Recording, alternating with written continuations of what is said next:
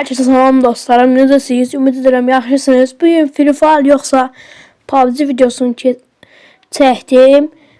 İndi baxaq görək hansı yaxşı oyundur. Yorumlara siz də bildirin. Hər uşaqlar başladı.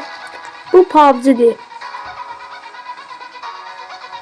Bu indisi güncəlləmədə olur. Bunlar hələ indisi güncəlləmədə olur. Bu da Free Fire'dır. Hansının samoleti yaxşıdır, hansının uçuş şəkli yaxşıdır. Bir gündə 100 nəfər bu var ya, bu Free Fire'ın düşüş şəkli, yeni elmə şəkli köhnədir. Şimdi baxaq görək hansı qəşəng yerə düşür. Məncə mən ikisi də xoşuma gəlir. Uşaqlar, məncə eləmir.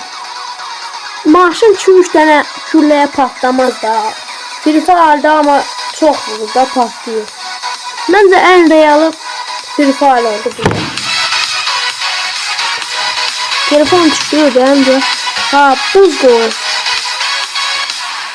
PUBG'da yoxdur buz, amma Free Fire'da var. Özünün qabağına qoymaq üçün də bu cover yaradır. Bu yaxşıdır yoxsa pis, bunu da yorumlarda deyil. Görək hansının bombası daha yaxşı patlayır. Məncə PUBG'nin bombası yaxşı patladı. Yəni da yorumlarda deyin ha. PUBG yana qazandı. Çünki sis bombası var da realda da. Free Fire'da əslində indi çıxıb, amma bu köhnədir də. Amma uşaqlar, PUBG'dən Free Fire'dan çox PUBG oynuyor. Görək hansı yaxşıdır. Mən gəlin görək Free Fire'da düşsün.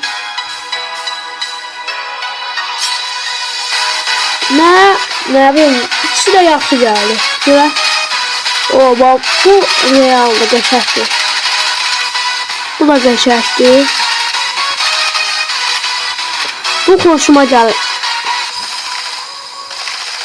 Şaha, bu da qəşəkdir axı. İkisi də uddu məncə. Siz də yorumlarda deyin də hansı qəşəkdir.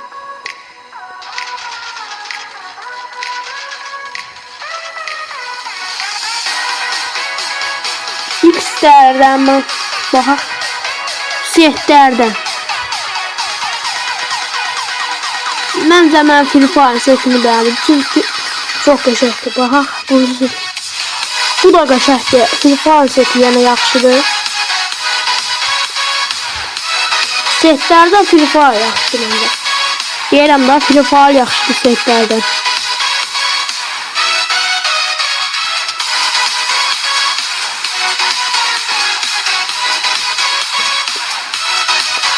Yine Free Fire. Dostlarım, hazır videonun gəlməyini istəyirsiniz. Yazın da yorumlara. Hamısını söyləyəcəm. Telefondadır. Bu qəşəng reallı bax. PUBG reallıqla işləyir. Biraz təfiyyatdır.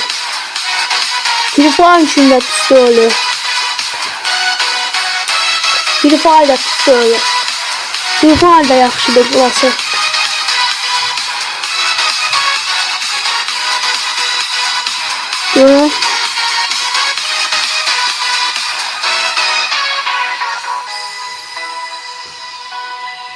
Məncə mən PUBG-ni seçdim burada.